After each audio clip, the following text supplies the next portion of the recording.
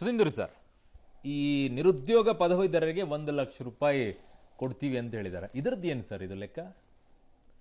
ನೋಡಿ, ನಿರುದ್ಯೋಗ ಪದವೀಧರರು ಅಂದರೆ ಅದರಲ್ಲಿ ಅಪ್ರೆಂಟಿಸ್ ಅಂತ ಒಂದು ಮೆನ್ಷನ್ ಆಗಿದೆ. ಹೌದು. ಅಂದರೆ ನಾವು ಅವರಿಂದ ಅಪ್ರೆಂಟಿಸ್ ಮಾಡಿಸ್ತಕ್ಕಂಥದ್ರೆ ಕೆಲಸ ಮಾಡಿಸ್ಕೊಂಡು ಇವತ್ತು HAL, BHE, BEMEL ಈ ಥರ ಸಂಸ್ಥೆಗಳು, ಸರ್ಕಾರಿ ಸಂಸ್ಥೆಗಳು, ಸರ್ಕಾರೇತರ ಸಂಸ್ಥೆಗಳು, ಈಗ NTTF ಒಂದರಲ್ಲೇ ನನಗೆ ಇದ್ರ ಲಕ್ಷಾಂತರ ನೀಡಿದೆ ಅವರಿಗೆ ಈ ಥರ ಅಪ್ರೆಂಟಿಸ್ಸು ಮತ್ತು ಆ ಲೆವೆಲಲ್ಲಿ ಅದನ್ನು ಒಂದು ನೀಡಿರೋ ಜಾಬ್ಸ್ ಬೇಕಾಗಿರ್ತಕ್ಕಂಥವ್ರಿಗೆ ಕನೆಕ್ಟ್ ಮಾಡೋ ಅಂಥ ಒಂದು ಮೆಕ್ಯಾನಿಸಮ್ ಇಲ್ಲ. ಸೊ ಅದು ಏನು ಹೇಳೋಕ್ಕೆ ಇದು ಮಾಡಿರೋದ್ರೆ ನಾವು ಡೀಟೇಲಾಗಿ ಅದನ್ನು ಓದಿದ್ರೆ, we are giving them N apprentice which is worth 1 lakh rupees per annum. ಅಂದರೆ ಅವರಿಂದ ಕೆಲಸವನ್ನು ಪಡೆದು ಅದಕ್ಕೆ ಅಷ್ಟು, ಅಂದರೆ ಇದು ಒಂದು minimum job guarantee for that particular what ever ನಾವು ಅದನ್ನು ಮೆನ್ಷನ್ ಮಾಡಿದ್ದೀವಿ. ಪ್ಲಸ್ ದೇ ಆರ್ ಆಲ್ಸೋ ಅವ್ರಿಗೆ ದುಡ್ಡು ಹಣವನ್ನು ಸಿಗ್ತಕ್ಕಂಥ ಕೆಲಸ. ಯಾರು ಉದ್ಯೋಗ ಖಾತ್ರಿಯನ್ನು ಒಂದು ಬಲವಾಗಿ ಹೇಳ್ತಕ್ಕಂಥ ಒಂದು ಸ್ಟೇಟ್ಮೆಂಟ್ ಅದು ಉದ್ಯೋಗ ಖಾತ್ರಿ ಅಂತ ಹೇಳಕ್. ಆಲ್ಮೋಸ್ಟ್ ಅಲ್ಲಿ ನಿಮಗೆ ಬಡ ಕುಟುಂಬದ ಮಹಿಳೆಯರು ಮತ್ತು ಇವ್ರು ಲೆಕ್ಕ ಹಾಕೊಂಡ್ರೆ 45 ಕೋಟಿ ಇಲ್ಲೇ ಆಗೋಯ್ತು. ನಾನು ಅದೇ ಹೇಳ್ತಾ ಇರೋದು. ನಾನು ಲೆಕ್ಕ ಇವತ್ತು BJP ಅವರು 40 ಕೋಟಿ 50 ಕೋಟಿ ಬಡವರು ಇದ್ದಾರೆ ಅನ್ನೋ ಥರ ಮಾತಾಡಿದ್ರು. ಅವರು ಡೈರೆಕ್ಟಾಗಿ ನೀವು ಬಡತನದಿಂದ ರೇಖೆಯಿಂದ ಎಷ್ಟು ಜನ ಮೇಲೆತ್ತಿದ್ದೀರಾ ಅಂತ ಕೇಳಿ, ಅವಾಗ ಫಿಗರ್ ಬೇರೆ ಇರುತ್ತೆ. ಅವಾಗ ಬಡವರು ಭಾಳ ಕಡಿಮೆ ಆಗಿ ಹೋಗ್ತಾರೆ. ನಾವೇನಾದ್ರು ಕೊಡ್ತೀವಿ ಅಂತ ಹೇಳಿದಾಗ ಬಡವರು ಜಾಸ್ತಿ ಆಗಿ ಹೋಗ್ತಾರೆ. 80 ಕೋಟಿ ಜನಕ್ಕೆ ಇವರು ಇವತ್ತು ಸಿಂಪಲ್ ಅರ್ಥಮೆಟಿಕ್ ಮಾಡೋಣ, 80 ಕೋಟಿ ಜನಕ್ಕೆ ನಾವು ಇವಾಗಲೂ ಫ್ರೀ ಇದು ಕೊಡ್ತಾ ಇದ್ದೀವಿ ಅಂತಾರೆ. ಬಟ್ ಬಡತನ ರೇಖೆಯಿಂದ ಜಾಸ್ತಿ ಆಗಿರೋದು 25% 7% ಅಂತ ಮೊನ್ನೆ ನಿರ್ಮಲಾ ಸೀತಾರಾಮನ್ ಹೇಳಿದರು. ಈಗ ನೀವು ಬರೀ 7% ಅಂದರೆ 80 ಕೋಟಿ ಯಾಕೆ ಕೊಡ್ತಾ ಇದ್ದೀರಿ? ವೆದರ್ ದರ್ ಇಸ್ ಟ್ಯಾಲಿನೇ ಇಲ್ಲ. ಅದು ಏನು ಸ್ವಲ್ಪ ಫಿಗರ್ಸಲ್ಲಿ ಮಿಸ್ ಮ್ಯಾಚ್ ಬರಲ್ಲ, ಕೋಟ್ಯಾಂತರ ನಂಬರ್ಸಲ್ಲಿ ಫಿಗರ್ ಮಿಸ್ ಮ್ಯಾಚ್ ಬರುತ್ತೆ. ಹಂಗಾಗಿ ಇವ್ರು ಹೇಳ್ತಕ್ಕಂಥ ನಂಬರ್ನ ತಗೊಂಡು ತಾಳೆ ಹಾಕೋದ್ರಲ್ಲಿ ಅರ್ಥನೇ ಇಲ್ಲ.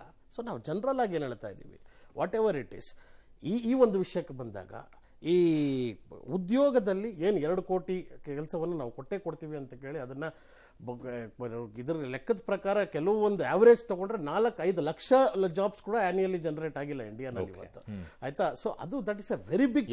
ಸರ್ಕಾರಿ ಉದ್ಯೋಗಗಳೇ 40 ಲಕ್ಷ ಹುದ್ದೆಗಳು ಖಾಲಿ ಇದೆ. ಅದನ್ನೆಲ್ಲ ಸೇರಿಸಿ ಒಂದು ಉದ್ಯೋಗ ಖಾತ್ರಿ ಒಂದು ಇದನ್ನು ಮಾಡ್ತೀವಿ ಅಂತ. ಚಂದ್ರಶೇಖರ್ ಅವರೇ, ನಿರುದ್ಯೋಗ ಜಾಸ್ತಿ ಆಗಿದೆ, ಅದಕ್ಕೆ ತಕ್ಕಂಗೆ ನಾವು ಒಂದಿಷ್ಟು ಯೋಜನೆಗಳನ್ನ ಮಾಡಿದ್ವಿ, ತಪ್ಪೇನು? ಒಂದು ಮೊದಲ ಬಾರಿಗೆ ಇಡೀ ಭಾರತದ ಇತಿಹಾಸದಲ್ಲಿ ಅತೀ ಕಡಿಮೆ ನಿರುದ್ಯೋಗ ಪ್ರಮಾಣ ಇರ್ತಕ್ಕಂಥದ್ದು ಈ 2 ವರ್ಷಗಳ ಆವರೇಜಲ್ಲಿ ಸುಮಾರು 6.8% ಇತಿಹಾಸದಲ್ಲೇ ಆವರೇಜು. ಮೊದಲನೇದು. ಎರಡನೇದು, ಮೋದಿಯವರು ತಾವಾಗಲೇ ಒಂದು ಪ್ರಶ್ನೆ ಕೇಳಿದ್ರಿ, 2 ಕೋಟಿ ಜಾಬನ್ನು ವರ್ಷಕ್ಕೆ ಕೊಡ್ತಾರೆ ಅಂತ ಪ್ರಾಮಿಸ್ ಮಾಡಿದ್ರು ಅಂತೇಳಿ. ಎಷ್ಟು ವರ್ಷ ಆಯಿತು ಮೋದಿಯವರು ಬಂದು? 10 ವರ್ಷ ಆಯಿತು. ಎಷ್ಟು ಕೋಟಿ ಜನರೇಟ್ ಆಗಬೇಕಾಗಿತ್ತು ಕಾಂಗ್ರೆಸ್ ಪ್ರಕಾರ? 20 ಕೋಟಿ. ಒಟ್ಟು ಜನರೇಟ್ ಆಗಿರೋದು ಎಷ್ಟು ಗೊತ್ತಾ? ಈ 10 ವರ್ಷದಲ್ಲಿ ಗೌರ್ಮೆಂಟ್ ಡಾಟಾ ಪ್ರಕಾರ 39.5 ಕೋಟಿ ಜಾಬ್ಗಳು ಕ್ರಿಯೇಟ್ ಆಗಿರ್ತಕ್ಕಂಥದ್ದು. ಇಡೀ ದೇಶದಲ್ಲಿ ನೀವು ಯಾವುದರ ಸೆಕ್ಟರ್ಗೆ ಹೋಗಿ ಇವತ್ತು ಕೆಲಸಕ್ಕೆ ಯಾರು ಬರ್ತಿಲ್ಲ ಅಂತೇಳಿ ನಂದೇ ಶೋರೂಮ್ಗಳಿದೆ, ಎಲ್ಲ ಕೆಲಸದವ್ರು ಸಿಗ್ತಾ ಇಲ್ಲ. ಡಾಟಾಗಳು ಕೊಡ್ತೀನಿ ಯಾವಾಗ ಅಂತೇಳಿ. 2015ರಿಂದ 18ರವರೆಗೆ ಅಡಿಷನಲ್ ಜಾಬ್ ಕ್ರಿಯೇಟ್ ಆಗಿದ್ದು 1.12 crore. 17ರಿಂದ 18ರಲ್ಲಿ 8.4 crore. ಮುದ್ರಾ ಯೋಜನೆಯಲ್ಲಿ 43 ಕೋಟಿ ಲೋನ್ ಕೊಟ್ಟಿದ್ದಾರೆ. ಅದರಲ್ಲಿ 8 ಕೋಟಿ ಹೊಸಬರಿಗೆ, ಫಸ್ಟ್ ಟೈಮ್ ಮಾಡ್ತಕ್ಕಂಥವ್ರಿಗೆ. ಅವರಿಗೆ 10 ಲಕ್ಷದ ಮೇಲೆ ಕೊಟ್ಟು ಇನ್ನೊಬ್ಬರಿಗೆ ಎಂಪ್ಲಾಯ್ ಮಾಡಬೇಕು. 15.6 ಕೋಟಿ ಎಂಪ್ಲಾಯ್ಮೆಂಟ್ ಸೃಷ್ಟಿಯಾಗಿದೆ ಬರೀ ಮುದ್ರಾ ಯೋಜನೆಯಲ್ಲೇ. ಸ್ವನಿಧಿ ಒಳಗಡೆಗೆ 57 ಲಕ್ಷ ಉದ್ಯೋಗ ಇದಾಗಿದೆ. ಜೊತೆಗೆ ಇದನ್ನು ನೋಡಿ, ನಮ್ಮ ಕ್ಯಾಪೆಕ್ಸಲ್ಲಿ 11.11 ಲಕ್ಷ ಕೋಟಿ ಇದಾಗಿದೆ. ಕ್ಯಾಪೆಕ್ಸಲ್ಲಿ ಕ್ಯಾಲ್ಕುಲೇಷನ್ ಹೆಂಗೆ, ಜಾಬ್ ಕ್ಯಾಲ್ಕುಲೇಷನ್ ಹೆಂಗೆ ಅಂತ ಹೇಳಿದ್ರೆ, ಇನ್ಫ್ರಾಸ್ಟ್ರಕ್ಚರಲ್ಲಿ 1 ಲಕ್ಷ ಕ್ಯಾಪಿಟಲ್ಗೆ 1 ಉದ್ಯೋಗ ಸೃಷ್ಟಿಯಾಗುತ್ತೆ ಅಂತೇಳಿ, ಅಲ್ಲಿಗೆ 11 ಕೋಟಿ ಉದ್ಯೋಗ ಸೃಷ್ಟಿಯಾಗಿದೆ. ಗೌರ್ಮೆಂಟ್ ರೆಕಾರ್ಡ್ಸ್ ಪ್ರಕಾರ 39.5 ಕೋಟಿ ಜಾಬ್ಗಳು ಕ್ರಿಯೇಟ್ ಆಗಿದೆ. ಹಾಗಾಗಿನೇ ಭಾರತದಲ್ಲಿ ಇಷ್ಟೊಂದು ಎಕಾನಮಿ ಹೋಗ್ತಾ ಇರ್ತಕ್ಕಂಥದ್ದು. ಯಾವುದೇ ಸೆಕ್ಟರ್ ನಮಗೆ ಇವತ್ತು ಕೆಲಸಕ್ಕೆ ಸಿಗ್ತಾ ಇಲ್ಲ. ಅಗ್ರಿಕಲ್ಚರಲ್ಲಿ ನಿಮಗೆ ಲೇಬರೇ ಸಿಗ್ತಾ ಇಲ್ಲ. ಇಂಡಸ್ಟ್ರಿ ಒಳಗಡೆಗೆ ಲೇಬರ್ಗೆ ಹುಡುಗರು ಒದ್ದಾಡ್ತಾ ಇದ್ದಾರೆ, ಹೋಟೆಲ್ಗಳಲ್ಲಿ, ಎಲ್ಲ ಇಂಡಸ್ಟ್ರಿಗಳಲ್ಲಿ. ಈ ಪರಿಸ್ಥಿತಿ ನಿರ್ಮಾಣ ಆಗಿರ್ತಕ್ಕಂಥದ್ದು ಅದರಿಂದನೇ ಎಕಾನಮಿಕ್ ಗ್ರೋತ್. ಒಂದು.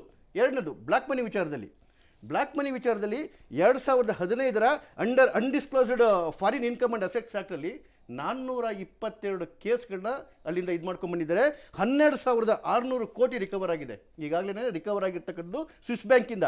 ಮತ್ತೆ ನಮ್ಮ ಇಂಡಿಯಾದಲ್ಲಿ ಇರ್ತಕ್ಕಂಥ ಬ್ಲಾಕ್ ಮನಿ 69,000 ಕೋಟಿನ 12,600 ಕೋಟಿ ಈಗಾಗಿರ್ತಕ್ಕಂಥದ್ದು ರಿಕವರ್ ಆಗಿರ್ತಕ್ಕಂಥ ಬ್ಲಾಕ್ ಮನಿ. ಅದಾದ್ಮೇಲೆ ನಮ್ಮಲ್ಲೇನೆ ಅನ್ಡಿಸ್ಕ್ಲೋಸ್ಡ್ ಇದರೊಳಗಡೆ ಇನ್ಕಮ್ ಡಿಕ್ಲರೇಷನ್ ಅಲ್ಲಿ 69,350 ಕೋಟಿ ಭಾರತದಲ್ಲಿ ಇರ್ತಕ್ಕಂಥದ್ದು ಡಿಸ್ಕ್ಲೋಸ್ ಆಗಿರ್ತಕ್ಕಂಥದ್ದು. ಯಾವ ರೀತಿ ಒಳಗಡೆಗೆ ಬೇರೆ ಎರಡು ದೇಶಗಳ ಒಳಗಡೆಗೆ ಒಪ್ಪಂದ ಇತ್ತು, ಆ ಒಪ್ಪಂದವನ್ನು ಮೀರಿ ಝೂರಿಚ್ ಒಪ್ಪಂದದ ಪ್ರಕಾರ ನಿಧಾನಕ್ಕೆ ಒಂದೊಂದೇ ಬಿಡಿಸ್ಕೊಂಡು ತಗೊಂಡ್ಬರ್ತಾ ಇದ್ದೀವಿ. ಏನು ಮೋದಿ ಅವರು ಮಾಡಿದ್ದಾರೆ, ಈಗಾಗಲೇ 422 ಕೇಸು ಆಗೋಗಿದೆ. ಉಳಿದಿರ್ತಕ್ಕಂತಹ ಎಲ್ಲ ಬ್ಲಾಕ್ ಮನಿಯ ಏನು ಹುಳುಗಳು ಕೂಡ ಇಷ್ಟಲ್ಲೇ ಆಚೆ ಕಡೆಗೆ ಬರ್ತದೆ. ದೇವರಾಜ್ ಸರ್ ಸರ್ ಈಗಾಗಲೇ ತಾವೊಂದು ಪ್ರಶ್ನೆಯನ್ನು ನೀವು ಹೌದು ನಾನು ಕೇಳಿದ್ದೆ. ಹೇಗೆ ಅವ್ರು ಮಾಡಿದ್ರೆ ಮಾತ್ರ ನಿಮಗೆ ಕಾಣಿಸ್ಕೊಳ್ಳುತ್ತೆ, ನೀವು ಮಾಡಿದಾಗ ರೈತರ ಸಾಲ ಮನ್ನಾ ಮಾಡಿದಾಗ ಬಹಳಷ್ಟು ಒಳ್ಳೆ ಪ್ರಶ್ನೆಗಳು ಸರ್. ನಾವು ಸರ್ಕಾರವನ್ನು ಸನ್ಮಾನ್ಯ ಕುಮಾರಣ್ಣವರು ಅಧಿಕಾರವನ್ನು ವಹಿಸಿಕೊಂಡಂಥ ಸಂದರ್ಭದಲ್ಲಿ ನಮಗೆ ಕಾಂಗ್ರೆಸ್ ಪಕ್ಷ ಹಾಕದಂಥ ಒಂದೇ ಒಂದು ನಿಬಂಧನೆ ಏನಪ್ಪಾ ಅಂತಂದ್ರೆ, ನಾವು ಜಾರಿಗೊಳಿಸಿರ್ತಕ್ಕಂತಹ ಎಲ್ಲ ಕಾರ್ಯಕ್ರಮಗಳನ್ನು ಮುಂದುವರಿಸಿ ನಿಮ್ಮ ಕಾರ್ಯಕ್ರಮವನ್ನು ಜಾರಿ ತರಬೇಕು ಅಂತಕ್ಕಂಥದ್ದು. ಅದನ್ನು ಚಾಲೆಂಜ್ ಆಗಿ ತಗೊಂಡ್ವಿ. ಇದೇ ವೇದಿಕೆಯಲ್ಲಿ ಗಂಗಾಧರ ಮೂರ್ತಿಯವರು ನಾವು ಹೇಗೆ ಅನುಷ್ಠಾನ ಮಾಡ್ತೀವಿ ಅಂತಕ್ಕಂಥದ್ದನ್ನು ವಿಶದವಾಗಿ ಹೇಳಿದ್ರು ತಮ್ಮ ಹತ್ರನೇ. ಹೇಗೆ ಅಂತಂದ್ರೆ ಸರ್, ನಮ್ಮಲ್ಲಿ ಆಗ್ತಕ್ಕಂಥ ವೆಚ್ಚಗಳನ್ನು, ಅಂದಾಜು ವೆಚ್ಚಗಳನ್ನು ನಾವು ಕಡಿತಗೊಳಿಸಬೇಕು. ಈಗ ಯಾವುದೋ ಒಂದು ಪ್ರಾಜೆಕ್ಟ್ಗೆ ನಾವು ಅಂದಾಜು ಮಾಡ್ತೀವಲ್ವಾ, ಅದನ್ನು ಬೂಸ್ಟ್ ಮಾಡೋದಲ್ಲ, ಕಡಿಮೆ ಮಾಡ್ಬೋದು, ಸಾಧ್ಯತೆ ಇದೆ, ಅಂಥ ದಾರಿಗಳು ಕಂಡ್ಕೋಬೋದು. ನಮ್ಮಲ್ಲಿ 38,000 ಎಕರೆ ಬೆಂಗಳೂರು ನಗರ ಒಂದರಲ್ಲೇ 38,000 ಎಕರೆ ಸರ್ಕಾರಿ ಜಮೀನು ಇದೆ ಅಂತಕ್ಕಂಥದ್ದು ಗುರುತಿಸಿದ್ದು ನಾವು. ರಾಮಸ್ವಾಮಿ ಆಯೋಗವನ್ನು ನಾವು ನೇಮಕ ಮಾಡಿ 38,000 ಎಕರೆ ಭೂಮಿ ನಮ್ಮಲ್ಲಿದೆ, ಸರ್ಕಾರದ ಭೂಮಿ ಇದೆ. ಇವತ್ತು 1.4 ಲ್ಯಾಕ್ಸ್ ಟನ್ ಏನು ಅಕ್ರಮ ಹದಿರು ಸಾಗಣೆ ಆಗೋಯ್ತಲ್ವಾ, ಅದಕ್ಕೆ ದಂಡ ಹಾಕಿದ್ರು ಸಾಕು, ಇವರು 5 ವರ್ಷದ ನಾವು ಗ್ಯಾರಂಟಿಗಳು ಕೊಟ್ಬಿಡ್ಬೋದು. ಅದನ್ನು ಅಪ್ಪಿತಪ್ಪಿ ಮಾಡೋದಿಲ್ಲ. ಇವತ್ತು 13,000 ಎಕರೆ ಇವತ್ತು ನೈಸ್ ರೋಡ್ ಒಂದರಲ್ಲೇ ಕುಳಿತ ಬಿದ್ದಿದೆ. ಕಾಂಗ್ರೆಸ್ ಸರ್ಕಾರ ನೇಮಕ ಮಾಡಿದಂಥ ಒಂದು ಆಯೋಗ ಅದು, ಅವರು ಅದನ್ನು ಅಕ್ವೈರ್ ಮಾಡ್ಕೊಳ್ಳಿ ಸಾಕು. ಈಗ ನಾವು ಮಾಡಿದಂಥದ್ದು ಸರ್ಕಾರದಲ್ಲಿ ನಮಗಿರ್ತ ಸರ್, ಕರ್ನಾಟಕ ರಾಜ್ಯ ನೀವು ಮಾಡಿದ್ರೆ ಜಾಣತನದಿಂದ ಅದನ್ನ ದುಡ್ಡನ್ನ ಹೊಂದಿಸಿ ರೈತ ಸಾಲ ಮನ್ನಾ ಖಂಡಿತ ಸರ್, ಮಾಡಿದ್ದೀವಿ ಮಾಡಿದ್ದೇ ಅಂತ ಹಾಗೆ ಸರ್ ಹೇಳ್ತೀರಾ. ನಾವು. ಅವ್ರು ಮಾಡಿದ್ರೆ ಮಾಡ್ತಾ ಅಭಿವೃದ್ಧಿ ಇಲ್ವಲ್ಲ? ಮಾಡ್ಲಾರ್ದೆ ಸರ್, ಮಾಡ್ತಾ ದುಡ್ಡನ್ನ ಬಳಕೆ ಮಾಡ್ಕೊಂಡು ಅಂತ ಹೇಳ್ತಾರೆ, ಸಾಲ ಮಾಡಿ. ಸರ್ ನಾವು ಹೇಳುದು ನೋಡಿ ಸರ್, ನಾವು ಪ್ರಾರಂಭ ಮಾಡಿದಂಥ ಸಂದರ್ಭದಲ್ಲಿ ಯಾವುದೇ ಅಭಿವೃದ್ಧಿ ಕಾರ್ಯವನ್ನು ನಿಲ್ಲಿಸಲಿಲ್ಲ, ಒಂದೇ ಒಂದು ಅಭಿವೃದ್ಧಿ ಕಾರ್ಯ ನಿಲ್ಲಿಸಲಿಲ್ಲ.